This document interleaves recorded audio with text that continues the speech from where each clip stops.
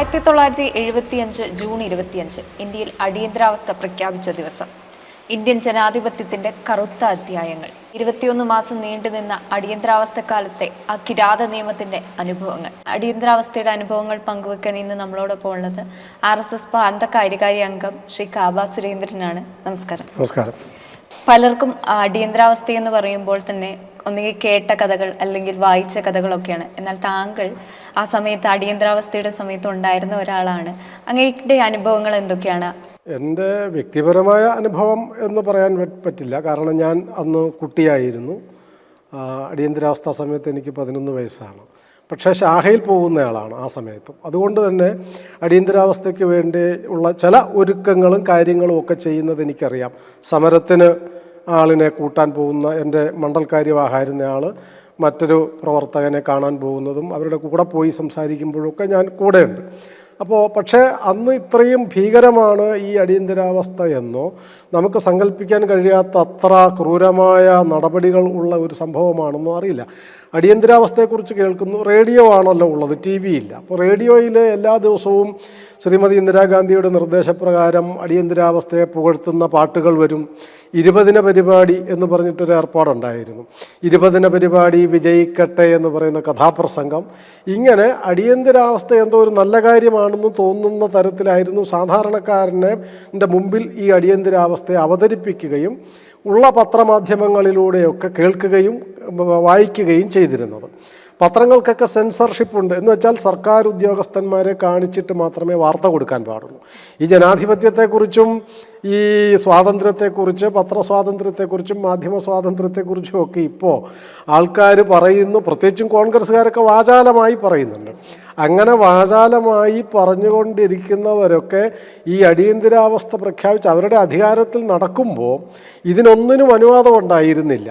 ഒരാളെ കാണാനോ വഴിയെ ഇറങ്ങി മര്യാദയ്ക്ക് സഞ്ചരിക്കാനോ രണ്ടാമതൊരാളോട് സംസാരിക്കാനോ പത്രങ്ങളിലൊരു പ്രസ്താവന കൊടുക്കാനോ ഒരു ലേഖനം എഴുതാനോ ഒന്നിനും, അല്ലെങ്കിൽ ഒരു പൊതുയോഗം മൈക്ക് കെട്ടി ജനാധിപത്യത്തെക്കുറിച്ച് പ്രസംഗിക്കാനോ ഒന്നും സ്വാതന്ത്ര്യമില്ലാത്തൊരു അവസ്ഥയാണ് ഈ അടിയന്തരാവസ്ഥ എന്ന് പറയുന്നത്. ജനാധിപത്യത്തെ സമ്പൂർണ്ണമായും ഹനിക്കുക, അഭിപ്രായ സ്വാതന്ത്ര്യം പൂർണ്ണമായും നിർത്തലാക്കുക, ആവിഷ്കാര സ്വാതന്ത്ര്യം എന്ന വാക്കുപോലും പറയാൻ സ്വാതന്ത്ര്യമില്ലാതിരിക്കുക, പത്രങ്ങൾ എന്നൊക്കെ പറയുന്നത് സർക്കാരിൻ്റെ ഒരു നോട്ടീസായിട്ട് മാത്രം അവതരിപ്പിക്കുക, റേഡിയോ എന്ന് പറയുന്നത് സർക്കാരിൻ്റെ, പ്രത്യേകിച്ചും കോൺഗ്രസ് സർക്കാരിൻ്റെ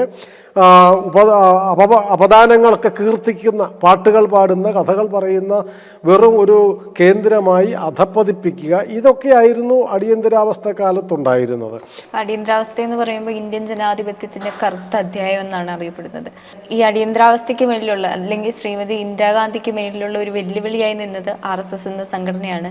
അതുകൊണ്ട് തന്നെ ആയിരിക്കാം സംഘത്തിലുള്ളവരെ തെരഞ്ഞു പിടിച്ച് അറസ്റ്റ് ചെയ്ത് കൊണ്ടുപോകുന്ന ഒരു അവസ്ഥയുണ്ടായിരുന്നു. അതിനെപ്പറ്റി എന്താണ് പറയുന്നത്? സംഘത്തിനുള്ളിൽ ഈ എല്ലാവരെയും ഒത്തിരി പേരെ അറസ്റ്റ് ചെയ്തു എന്ന് ഞാൻ പറഞ്ഞു. പക്ഷേ ഈ പ്രത്യക്ഷ സമരം എന്ന് വെച്ചാൽ നിരോധനം ലംഘിക്കുകയാണല്ലോ. ആ സമരത്തിൻ്റെ രീതി അഹിംസാ സമരം എന്നായിരുന്നു. പല പാർട്ടിക്കാരും അല്ലാത്തവരും ഒക്കെ പറഞ്ഞിരുന്നു അങ്ങനെയല്ല, നമ്മൾ കായികമായി തന്നെ സമരം നടത്തണം, വേണ്ടി വന്നാൽ സംഘർഷം ഒക്കെ ഉണ്ടാക്കണമെന്ന് പറഞ്ഞെങ്കിലും സംഘത്തിൻ്റെ പൂർണ്ണമായ നിർദ്ദേശം ഗാന്ധിയൻ സമരം എന്നുള്ളതായിരുന്നു. എന്ത് ക്രൂരത പോലീസ് നടത്തിയാലും അത് അനുഭവിക്കാൻ സജ്ജമായിരിക്കണം, തയ്യാറായിരിക്കണം. അങ്ങനെ സമരം നടത്താൻ പാടുള്ളൂ, അങ്ങനെ സമരം നടത്തിയിട്ടുള്ളൂ. ഒരു പക്ഷേ കഴിഞ്ഞ ഒരു നൂറ്റാണ്ടെടുത്താൽ മതി, ഒരു നൂറ്റാണ്ടിനുള്ളിൽ, അല്ലെങ്കിൽ സ്വാതന്ത്ര്യ സമരകാലത്ത് ഗാന്ധിജിയുടെ നേതൃത്വത്തിൽ നടന്ന സമരങ്ങൾ, പ്രധാനപ്പെട്ട സമരം പ്രത്യേകിച്ചും 2 സമരം നിർത്തിവെക്കേണ്ടി വന്നു. ഒന്ന് നിസ്സഹകരണ പ്രസ്ഥാനം 21-ലെ, രണ്ടാമത് ക്വിറ്റ് ഇന്ത്യ സമരം. രണ്ടും വിജയം കാണുന്നിടം വരെ നടത്താൻ പറ്റാഞ്ഞത് എന്തുകൊണ്ടാണ്? ഈ 2 സമരവും ഇടയ്ക്ക് വെച്ച് അക്രമാസക്തമായി. എന്ന് വെച്ചാൽ അഹിംസാ സമരം കൈവിട്ടുപോയി എന്നർത്ഥം. ഗാന്ധിയൻ സമരം പരാജയപ്പെട്ടിടത്ത്, ഗാന്ധിജി നയിച്ച ഗാന്ധിയൻ സമരം പരാജയപ്പെട്ടിടത്ത് അഹിംസാ സമരം എങ്ങനെയാണ് നടത്തേണ്ടത് എന്ന് ലോകത്തിന് കാണിച്ചു കൊടുത്തത് RSS ആണ്. ഒരു ചെറിയ മൺതരി പോലും അക്രമം നടത്തിയ പോലീസുകാർക്കെതിരെ എടുത്ത് ഉപയോഗിച്ചിട്ടില്ല. എന്തെല്ലാം അതിന് മാത്രം ക്രൂരതകൾ അവർ ചെയ്തിട്ടുണ്ട്.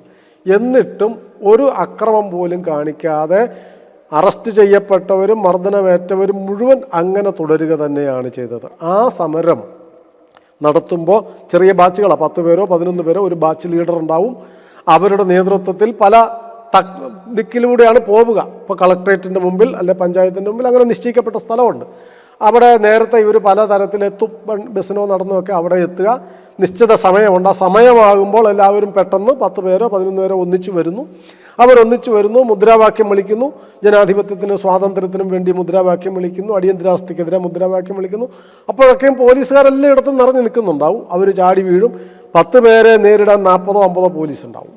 അവരെ അറസ്റ്റ് ചെയ്യാൻ വരുമ്പോൾ അറസ്റ്റിന് വിധേയരാകരുത് എന്നുള്ളതാണ് ഒരു രീതി. മറ്റേത് സമരം നടത്തുമ്പോൾ അറസ്റ്റ് ചെയ്യാൻ വരുന്നു, കയ്യെ പിടിച്ചു, വണ്ടിയെ കയറി പോയി, കുഴപ്പമൊന്നുമില്ല, വലിയ മർദ്ദനം ഇതങ്ങനല്ല. കൈ കെട്ടണം, ഇങ്ങനെ കോർക്കണം, ഈ ചങ്ങല പിടിക്കുന്നത് പോലെ പരസ്പരം കൈ കോർത്ത് അതിനുള്ളിലൂടെ അടുത്ത ആൾ കൈ കോർത്ത്, അപ്പോൾ ഇങ്ങനെ പിടിച്ചാൽ ചങ്ങല പോലെ ഇരിക്കും, അത് വിടുവിക്കാൻ കഴിയത്തില്ല. പോലീസ് മർദ്ദനം തുടങ്ങിയെന്നാൽ ഈ ചങ്ങല പോലെ പിടിച്ചവർ കമിഴ്ന്ന് കിടക്കും, പലപ്പോഴും പലതെങ്കിൽ പലതരത്തിൽ. കൈ പിടിവിക്കാൻ പറ്റാതെ വരുമ്പോൾ ലാത്തി കൊണ്ട് കാല് തൊട്ട് തല വരെ അടിക്കും, തോക്കുണ്ടെങ്കിൽ തോക്കിൻ്റെ പാത്തി കൊണ്ട് ഇടിക്കും. എന്നിട്ടും കൈ വിടുവിച്ചില്ലെങ്കിൽ കൈവിരലുകൾ ഇടിച്ച് ചതച്ചിട്ടാണ് കൈ വിടുവിക്കുക. അങ്ങനെ വിടുവിച്ചിട്ടാണ് ഇവരെ വണ്ടിയിലേക്ക് വലിച്ചെറിയുക ചെയ്യുക. വാനിലേക്ക്, പോലീസ് വാൻ, വലിയ വാനുണ്ട്, അതിലേക്ക് വലിച്ചെറിയും. വണ്ടിക്കകത്തിട്ടിടിക്കും. നേരെ പോലീസ് സ്റ്റേഷനിലേക്കല്ല കൊണ്ടുപോയി ഇപ്പോൾ രാത്രിയിലാണെങ്കിൽ രാത്രി മുഴുവൻ വണ്ടിയെ ഇട്ട് മർദ്ദിക്കും, ക്രൂരമായി ചവിട്ടുകയും കുത്തുകയും. എന്തൊക്കെ അവരുടെ കൈയും കാലും കഴയ്ക്കുന്നതാണ് കണക്ക് പോലീസിൻ്റെ. അല്ലെങ്കിൽ ലാത്തി കൊണ്ടുള്ള പ്രയോഗമാണ്, ലാത്തി ഒടിയുന്നതാണ് ഇതിൻ്റെ കണക്ക്. അതുവരെ മർദ്ദനമാണ്. ആ മർദ്ദനം അനുഭവിച്ചുകൊണ്ട് ഇവരെല്ലാവരും ജയിലിൽ കൊണ്ടുപോകണില്ല. ചിലരെ ജയിലിൽ കൊണ്ടുപോയി അവിടെ കേസ് രജിസ്റ്റർ ചെയ്ത് ജയിലിലിടും. അതല്ലെങ്കിൽ പിന്നെ ചെയ്യുന്നത് എന്താണെന്ന് വെച്ചെന്നാൽ പാതിരാത്രിക്ക് വഴിയിലിറക്കി വിടും. ഇപ്പോൾ വയനാട് പ്രദേശത്തെ കോഴിക്കോട് ചുരത്തിൻ്റെ അവിടെയൊക്കെ ചെയ്യുന്നത് എന്താണെന്ന് വെച്ചാൽ വയനാട്ടിൽ നിന്ന് പിടിച്ചുകൊണ്ട് കോഴിക്കോട്ടേക്ക് വരും. എന്നിട്ട് വഴിനീളം മർദ്ദിച്ചിട്ട് ചുരത്തിൽ എവിടെയെങ്കിലും രാത്രിയിൽ തള്ളും. വെളുപ്പാൻ കാലമാകുമ്പോൾ രാത്രി നോക്കുമ്പോൾ ഇരുട്ടല്ലേ, ഒന്ന് കാടാണ്, ഇരുട്ടാണ്, ഒന്നും കാണാൻ വഴി പോലും കാണാൻ കഴിയില്ല. എപ്പോഴെങ്കിലും ബോധം വന്നാൽ ആ ബോധം വരുന്ന ആൾക്കാർ എഴുന്നേറ്റ് നടക്കും. എങ്ങോട്ടാണ് വഴി ഉണ്ട്, വഴിയെ നടക്കും. ചിലപ്പോൾ വയനാട്ടിലേക്ക് തന്നെ ആയിരിക്കും, തിരിച്ചായിരിക്കും. വീണ്ടും ഈ മർദ്ദനമേറ്റവർ വീണ്ടും സമരം നടത്തിയവരുണ്ട്. പോലീസ് അകത്താക്കിയില്ലെങ്കിൽ മർദ്ദനമേറ്റവർ വീണ്ടും മർദ്ദനമേറ്റവരുണ്ട്. ആ മർദ്ദനത്തിന്റെ ക്രൂരത അതിഭയാനകമാണ്. മൂന്നാമറ പോലുള്ള മൂന്നാമറ വെച്ചാൽ അത് നമുക്ക് സങ്കല്പിക്കാൻ, ഇന്നത്തെ തലമുറയ്ക്കോ ഇന്നത്തെ സാമാന്യ രാഷ്ട്രീയക്കാർക്കോ സങ്കല്പിക്കാൻ കഴിയാത്ത തരത്തിലാണ്. ഇപ്പോൾ ചില മർദ്ദന രീതികൾ പറഞ്ഞാൽ ഇങ്ങനെ 2 കൈ കൊണ്ടും ചെവി പൊത്തി അടിക്കുക. പോലീസുകാരുടെ അടിയല്ലേ, ചെവി പൊട്ടും, കേൾവി നഷ്ടപ്പെടും, എന്നേക്കുമായി കേൾവി നഷ്ടപ്പെടും. അതൊരു രീതിയാണ്. ഭിത്തിയുടെ അടുത്ത് നിർത്തിയിട്ട് മറുവശത്തുനിന്ന് അടിക്കും, തലക്കിട്ട് അടിയും കൊള്ളും, ഭിത്തിയെ പോയി ഇടിക്കുകയും ചെയ്യും. അത് മറ്റൊരു രീതിയാണ്. വിമാനം പോലെ കെട്ടിത്തൂക്കും, കൈ കെട്ടി ഒരിടത്ത് കെട്ടി തൂക്കും, കാല് രണ്ടും കൂടെ കെട്ടിയിട്ടും വേറൊരു വശത്ത് തൂക്കും. അപ്പം ഇതിങ്ങനെ വിമാനം പോലെ കിടക്കും. എന്നിട്ട് അതിനെ കറക്കും. വിമാനം അങ്ങനെ തന്നെ അതിന് പേര് എന്ന് പറയും, വിമാനം പറത്തുക എന്നാണ് പേര്. തല കീഴായി കെട്ടിത്തൂക്കും. അത് മറ്റൊന്നാണ്. ഈ കഴുത്തിൻ്റെ ഈ കൊങ്ങ എന്ന് പറയും ചില സ്ഥലത്ത്, ഓരോ സ്ഥലത്ത് ഓരോന്നാ പറയാം. ഇവിടെ ഈ കൈ വിരൽ മടക്കിയിട്ട് ഇവിടെ ഇങ്ങനെ ക്ലിപ്പിടുക എന്നാണ് അതിന് പറയുന്നത്. വെച്ചാൽ ശ്വാസം മുട്ടി ഒരുപക്ഷെ മരിച്ചു പോകുമെന്ന് തോന്നും. മരിച്ചില്ലെങ്കിലും ഒത്തിരി പരുക്ക് ശ്വാസനാളത്തിനും അകത്തും കഴുത്തിനും ഒക്കെ പറ്റും. ഇത് വേറൊരു മർദ്ദന രീതിയാണ്. അതുപോലെ ഉരുട്ടൽ, അതാണ് പ്രസിദ്ധമായ ഒരു സാധനം. ഈ കാലിൻ്റെ ഈ മടമ്പത്തുകൂടി ഇങ്ങനെ ഒന്നുകിൽ ഈ ലാത്തി അല്ലെങ്കിൽ പിന്നെ ഇതുണ്ടല്ലോ ഒലക്ക, അത് വെച്ചിട്ട് അത് വെറുതെ ഇങ്ങനെ കാലിൻ്റെ മേലെ ഉരുട്ടുകയല്ലല്ലോ ചെയ്യുന്നത്. 2 പേര് ഇങ്ങനെ 2 പോലീസുകാർ 2 വശത്ത് നിന്നിട്ട് പിടിച്ചിട്ട് ഇങ്ങനെ ബലമായി മെല്ലെ മെല്ലെ ഇഞ്ചിഞ്ചായി അവർ നിരക്കി ഇറക്കുകയാണ്. 1 വട്ടം 2 വട്ടം കഴിയുമ്പോഴേക്കും പൊട്ടും, കാല് പൊട്ടും, എല്ല് പോലും ചിലപ്പോൾ പൊട്ടിയെന്ന് വരാം. അതുകൊണ്ടൊന്നും നിർത്തത്തില്ല. ബോധം പോയാലും ഇത് ആവർത്തിച്ചു കൊണ്ടിരിക്കും. അത് വേറൊരു മർദ്ദന മുറയാണ്. വിരലിനിടയിലും ഈ നഖത്തിനിടയിൽ ഈർക്കിലി കുത്തിക്കയറ്റുക, ഇങ്ങനെ ചെയ്തിട്ടുണ്ട്. ചവണ കൊടിയിൽ പിടിച്ച് വിരലിനിടയിലിട്ടിട്ട് വിരൽ പൊട്ടിക്കുക, ഇങ്ങനെ ചെയ്തിട്ടുണ്ട്. അതിക്രൂരമായ, ഇപ്പോൾ വൈക്കം ഗോപകുമാർ എന്ന് പറയുന്ന ഒരാൾ ഉണ്ടായിരുന്നു. അദ്ദേഹത്തിനെയൊക്കെ ആലപ്പുഴ ജില്ലയിൽ വെച്ചിട്ടാണ് ഒരു ജയിലിനകത്തിട്ട് പൂർണ്ണ നഗ്ന മർദ്ദിച്ചിട്ടിരിക്കുകയാണ്. എന്നിട്ട് വൃഷണവും ഇത് കൂടെ പിടിച്ചിട്ട് വലിക്കുകയാണ്. ഒരു സെല്ലിൻ്റെ മൂലയിൽ നിന്നും മറുവശത്തേക്ക് വലിക്കുകയാണ്. ശരീരഭാരം മുഴുവൻ വലിക്കപ്പെടുകയാണെന്ന് ആലോചിക്കണം. അങ്ങനെ ഒത്തിരി പേരെ അവർക്കൊക്കെ മരണം വരെ, ഇപ്പോഴും ജീവിച്ചിരിക്കുന്നവരുണ്ട്, മരണം വരെയും അവരുടെ വേദന, മൂത്രമൊഴിക്കാൻ പറ്റായിക, അങ്ങനെയുള്ള ദുരിതപൂർണമായ അവസ്ഥ മരണം വരെ അനുഭവിച്ചവർ ആയിരക്കണക്കിനുണ്ട്. എന്തൊരു ഒരു അവസ്ഥയായിരിക്കും അവരനുഭവിക്കുന്ന വേദനയുടെ വിങ്ങൽ എന്ന് പറയുന്നതൊന്നും ഇന്ന് നമുക്ക് പറഞ്ഞു ഫലിപ്പിക്കാൻ കഴിയുന്നതല്ല. ഇതെല്ലാം ശ്രീമതി ഇന്ദിരയ്ക്ക് വേണ്ടിയിട്ടാണെന്ന് ഓർക്കണം. ഇതൊന്നും അവരറിഞ്ഞിട്ടല്ല പോലീസാണ് ചെയ്തതെന്ന് വേണം പറയാം. അങ്ങനെ പോലീസ് ചെയ്യുമോ? സർക്കാർ ജനാധിപത്യ ഭരണകൂടം അനുവദിക്കാതെ ഒരു കാര്യം ചെയ്യാൻ പറ്റില്ല. അതിനീചമായ മർദ്ദനങ്ങൾ, അതുപോലെ പല്ല് നഷ്ടപ്പെട്ടവരുണ്ട്. അന്നത്തെ അടിയിൽ താടി തിരിഞ്ഞു പോയിട്ട് മുഴുവൻ പല്ലും എടുത്തു കളയേണ്ടി വന്നവർ, ജീവിതകാലം മുഴുവൻ ഒരു ഭക്ഷണ പദാർത്ഥം പോലും രുചിയോടെ കഴിക്കാൻ പറ്റാത്തവർ 30 കൊല്ലം 40 കൊല്ലം 50 കൊല്ലമായി ഇപ്പോഴും അനുഭവിക്കുന്നവരുണ്ട്, 50 കൊല്ലമായി അനുഭവിക്കുന്നവർ. അത്രയും നീചമായ പ്രവർത്തനങ്ങൾ ചെയ്തതാണ് ഈ അഹിംസാവാദികൾ, ഗാന്ധിയന്മാർ എന്ന് അവകാശപ്പെടുന്ന ആൾക്കാർ. സമരത്തിന് പോകുമ്പോൾ ഞാൻ പറഞ്ഞില്ലേ, അടിച്ച് ബോധം കെടുത്തി. അതുപോലെ ഭിത്തിയിലൊക്കെ രഹസ്യമായി ഈ അടിയന്തരാവസ്ഥക്കെതിരായ ചുവരെഴുത്തുകളുണ്ടാവും. ആ ചുവരെഴുത്ത് മായ്പ്പിക്കുന്നത് എങ്ങനെയാണെന്നറിയാമോ? പിടിച്ചോണ്ട് പോയാൽ ആരെങ്കിലും ഇതുപോലെ അറസ്റ്റ് ചെയ്തെന്നാൽ അവരെ ചങ്ങലക്കിടും. ആദ്യം ഒരു 2 ചങ്ങലക്കിട്ടിട്ട് അതിനെ 2നെയും കൂടെ ചേർത്ത് വേറൊരു ചങ്ങല, എന്നിട്ട് ഇങ്ങനെ പെരുവഴിയെ എഴുന്നള്ളിച്ച് കൊണ്ടുവന്നിട്ട് ഇടയ്ക്ക് പോലീസുകാർ ചങ്ങല വലിക്കും. അപ്രതീക്ഷിതമായി വലിക്കുമ്പോൾ ഈ 2 പേരും കൂടെ കൂട്ടിയിടിക്കും. അങ്ങനെ പല വീണ്ടും എഴുന്നേക്കും, ഇങ്ങനെ കൊണ്ടുപോകും.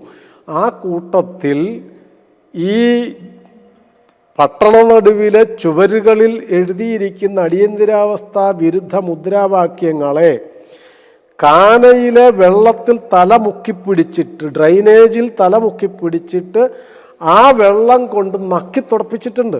കരിങ്കല്ലിലും ഭിത്തിയിലുമുള്ള മുദ്രാവാക്യങ്ങളെ നക്കിത്തുടപ്പിച്ചിട്ടുണ്ട്. വികലാംഗരായ ആൾക്കാരെ മർദ്ദിച്ച് വശം കെടുത്തിയിട്ടുണ്ട്. ബുദ്ധിമാന്ദ്യം വന്നവരെ മർദ്ദിച്ചിട്ടുണ്ട്. കുട്ടികളെ, വൃദ്ധരെ അടിച്ചു പരുവപ്പെടുത്തിയിട്ടുണ്ട്. വീട്ടിലെ എല്ലാ ആൾക്കാരെ തല്ലുന്ന കൂടെ വീട് കയറി വീട് മുഴുവൻ അടിച്ച് നിരത്തി തകർത്ത് കളഞ്ഞിട്ടുണ്ട്. സ്ത്രീകളെ ക്രൂരമായി മർദ്ദിച്ചിട്ടുണ്ട്. ഇങ്ങനെ മർദ്ദനത്തിന് ഒരു പക്ഷേ എനിക്ക് തോന്നുന്നത് IS ഭീകരന്മാർ ചെയ്യുന്നതിലും ക്രൂരമായി. IS ഭീകരന്മാരെന്താ ചെയ്യുന്നത്? പിടിച്ചോണ്ട് പോയി കയ്യോ കാലയോ മുഖമോ മറച്ചിട്ട് കഴുത്തിലൊരു കത്തി വെച്ചൊരു വരി, സംഗതി കഴിഞ്ഞു.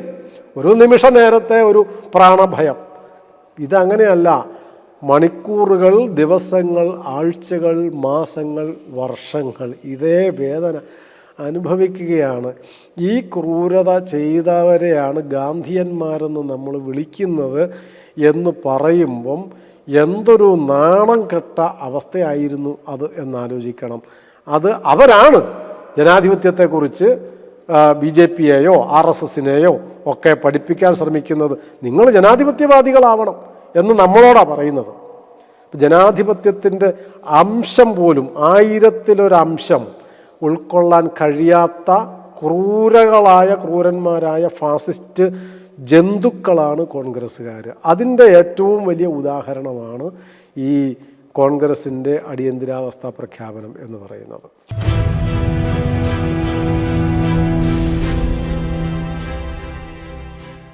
അടിയന്തരാവസ്ഥ കാലത്ത് തന്നെ ഏറ്റവും എടുത്തു പറയേണ്ട കുറച്ച് പേരെന്ന് വെച്ചാൽ അമ്മമാരും കുട്ടികളും ഒക്കെയാണ്. അമ്മമാരുടെ സത്യാഗ്രഹമൊക്കെ നടന്നിട്ടുണ്ട്. അതിൽ കുട്ടികളുമായിട്ട് ജയിലിലായവരുണ്ട്. എങ്ങനെയായിരുന്നു അത്? ഇപ്പോൾ പല ജില്ലയിലും നടന്നു. മലപ്പുറം ജില്ലയിൽ അത്തരമുള്ള അമ്മമാരുണ്ടായിരുന്നു. കുഞ്ഞുങ്ങളെ കക്ഷത്തിൽ വെച്ചുകൊണ്ട് സമരത്തിന് പോയവരുണ്ട്. ആ കുഞ്ഞുങ്ങളൊക്കെ ഇപ്പോൾ വലുതായി ഉണ്ട്. തൃശ്ശൂർ ജില്ലയിലുണ്ട്, മലപ്പുറം ജില്ലയിലുണ്ട്, കോട്ടയം ജില്ലയിലുണ്ട്, എറണാകുളം ജില്ലയിലുണ്ട്. അവരൊക്കെ ഈ ക്രൂരത അറിഞ്ഞുകൊണ്ട് തന്നെ സമരത്തിന് പോവുകയാണ്. ചിലർ കൈക്കുഞ്ഞാണെങ്കിൽ വീട്ടിലിട്ടിട്ട് പോരാൻ പറ്റില്ല. ആ കൈക്കുഞ്ഞിനെ കൊണ്ട് സമരത്തിന് പോകുമ്പോൾ എന്നാൽ അവരെ വിട്ടേക്കാവുന്ന പോലീസ് വിചാരിക്കല്ല, അവരെ അറസ്റ്റ് ചെയ്ത് ജയിലിലാക്കാണ്. അപ്പം ജയിലിൽ കിടന്നിട്ടുള്ള അമ്മമാരും അമ്മയും കൈക്കുഞ്ഞും അമ്മയും ഉണ്ട്, മർദ്ദനമേറ്റവരും ഉണ്ട്. ഇപ്പോൾ എൻ്റെ നാട്ടിൽ കൂരാപ്പട, കോട്ടയം ജില്ലയിൽ കൂരാപ്പട എന്ന് പറയുന്ന അവിടെ ഒരു ലക്ഷ്മി ചേച്ചി ഉണ്ടായിരുന്നു. ഇപ്പോൾ അടുത്ത കാലത്താണ് അവർ മരിച്ചത്.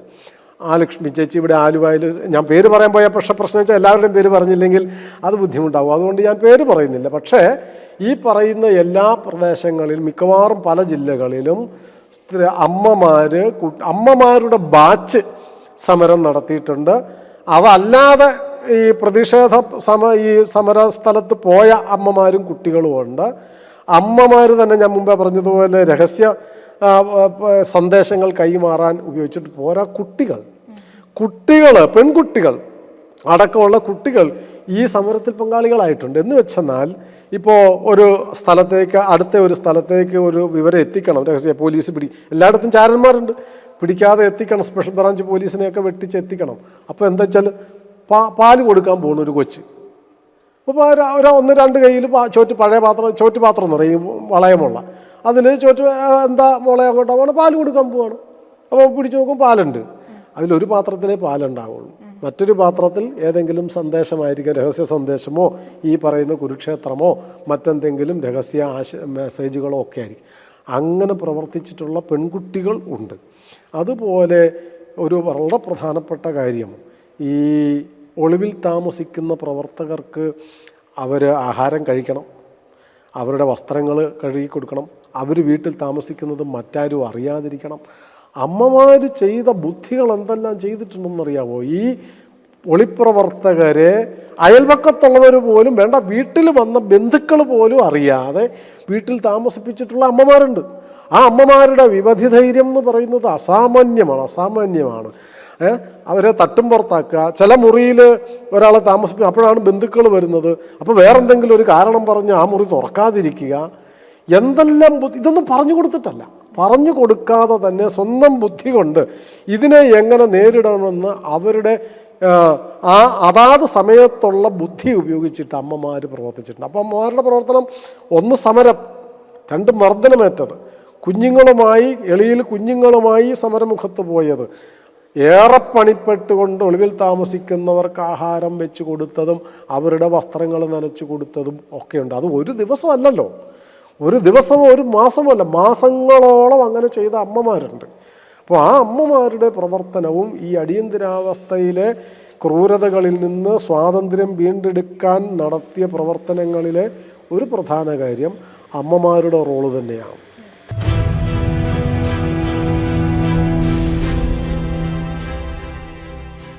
അടിയന്തരാവസ്ഥ എന്ന് പറയുന്ന ഒരു കിരാത നിയമം, അതിന് പിന്നാലെ ഇന്ത്യയാണ് ഇന്ത്യ എന്ന മുദ്രാവാക്യങ്ങളൊക്കെ വരുന്നു. ഇതിനുശേഷം അടിയന്തരാവസ്ഥയ്ക്ക് ശേഷം വന്ന തെരഞ്ഞെടുപ്പിൽ വളരെ ദയനീയമായി ഇന്ദിരാഗാന്ധി പരാജയപ്പെടുകയാണ് ഉണ്ടായത്. അപ്പം അതിനുശേഷം നെഹ്റു കുടുംബത്തിൽ നിന്നല്ലാതെ ഒരു മന്ത്രിസഭ രൂപപ്പെട്ടു. അതിനുശേഷം എങ്ങനെയായിരുന്നു കാര്യങ്ങൾ?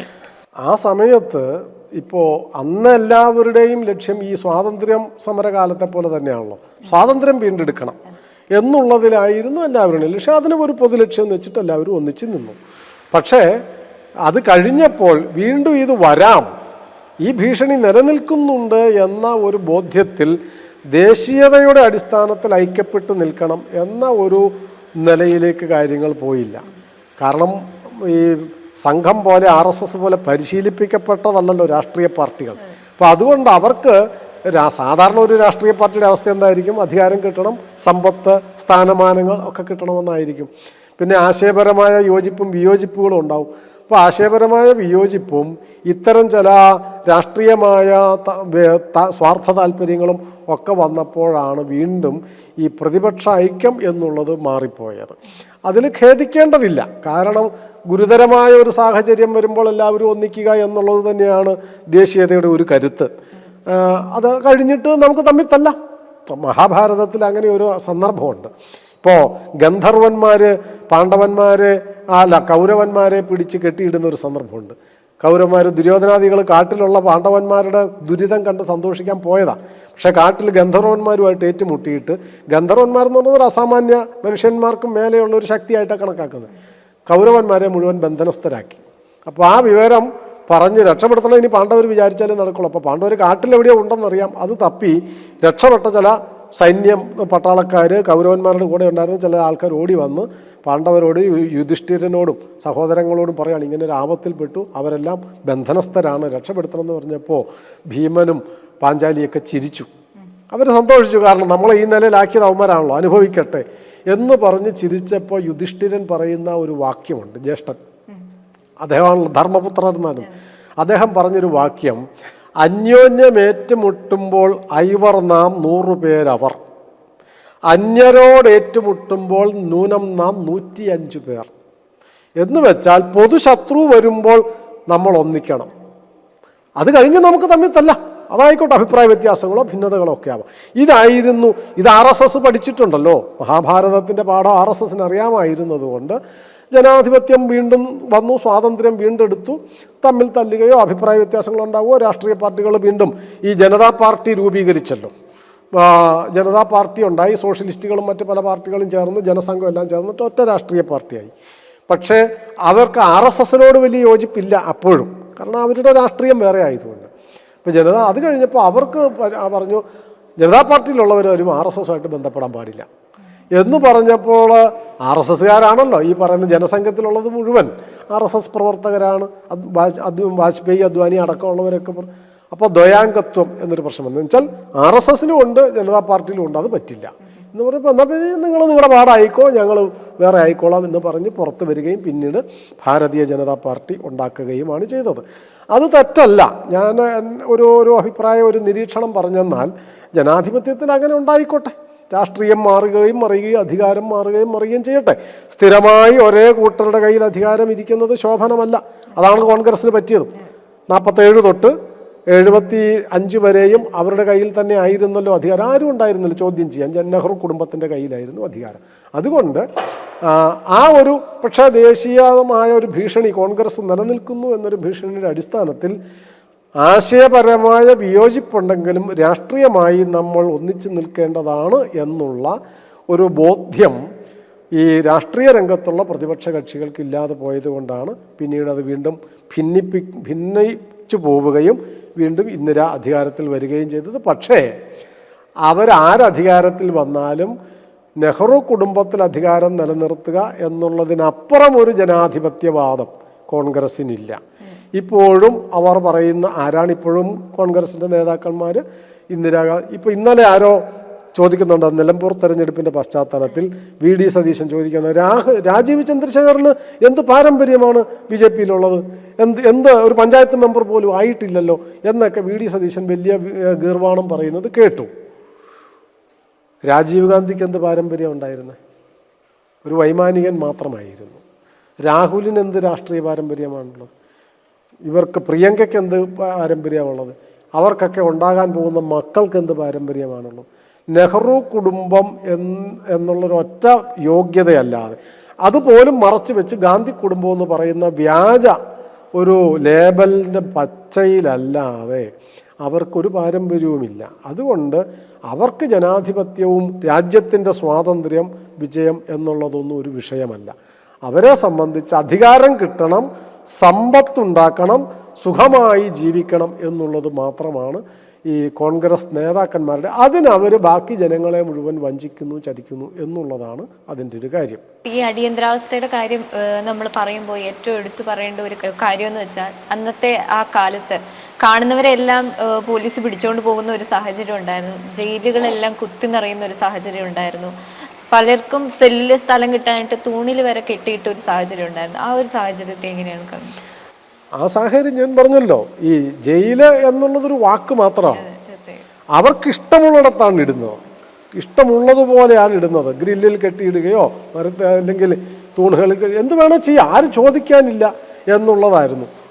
അതിൻ്റെ കാരണം ഭാരതത്തിൽ നടന്ന സ്വാതന്ത്ര്യ സമരത്തിലെ ഏറ്റവും വലിയ സ്വാതന്ത്ര്യ സമരം എന്ന് പറയുന്നത് കൂടുതൽ ആൾക്കാർ പങ്കെടുത്തത് ക്വിറ്റ് ഇന്ത്യ സമരം. അതിൽ കൂടുതൽ ആൾക്കാർ ഈ പറയുന്ന ക്വിറ്റ് ഇന്ത്യ അടിയന്തരാവസ്ഥാ വിരുദ്ധ സമരത്തിൽ ജയിലിൽ കിടന്നിട്ടുണ്ട്, സമരം നടത്തിയിട്ടുണ്ട്. അപ്പോൾ ഒരു തരത്തിൽ പറഞ്ഞാൽ സ്വാതന്ത്ര്യ സമര ചരിത്രത്തിലെ ഒരേ സമയം ഏറ്റവും കൂടുതൽ ആൾക്കാർ ജയിലിൽ കിടന്ന സമരവും കൂടിയാണ് അടിയന്തരാവസ്ഥാ വിരുദ്ധ സമരം. അപ്പോൾ ജയില്, ഞാൻ പറഞ്ഞല്ലോ, ജയിലെന്നുള്ളതൊരു വെറും വാക്ക് മാത്രമാണ്. അവരെ കോൺഗ്രസ് സർക്കാരിനെ സംബന്ധിച്ച് അവർ കൊണ്ടിടുന്നത് ഇപ്പോൾ ക്യാമ്പുകൾ, പോലീസ് ക്യാമ്പെന്നും പറഞ്ഞിട്ട് സ്കൂളുകൾ, കെട്ടിടങ്ങളൊക്കെ അവർ ഉപയോഗിച്ചിട്ടുണ്ട്. അത് ജയിലാണ്.